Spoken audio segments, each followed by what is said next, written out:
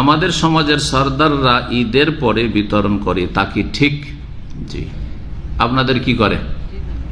জমা করে হয়তো ঈদের আগে, অনেকে তো ঈদের পরেও জমা করে, আর বিতরণটা ঈদের পরেই করে। ঈদের আগে বিতরণ খুব কমই মনে হয়, তাই না?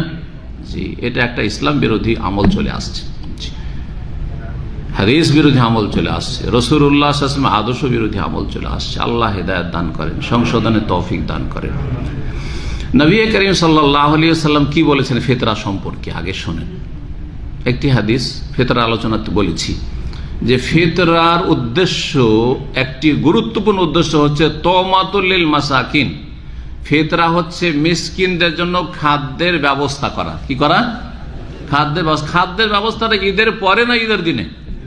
ঈদের দিনে, ঈদের দিনে। আবু দাউদের হাদিসে রয়েছে যে মিসকিনদের খাবারের ব্যবস্থা করা। মিসকিনদের কি করা? খাবার ব্যবস্থা করা। আর সাধারণত খাবারের ব্যবস্থা এই সময়ে, সারা বছরের জন্য তো যাকাত আছে, সারা বছরের জন্য তো দান সাদকা আছেই, কিন্তু এই সময়ে বিশেষ একটি সাদাকা, বিশেষ একটি যাকাত, যেটির নাম যাকাতুল ফিতর, সেটা ঈদের দিনে গরিব মিসকিনদেরকে সচ্ছল করে দেওয়ার জন্য, সুখী করে দেওয়ার জন্য, যাতে করে গরিব মিসকিনকে ঈদের দিনে টেনশনে না পড়তে হয় যে কোথায় কাজ পাবো, কোথায় বেরোবো, ছেলে মেয়ের সাথে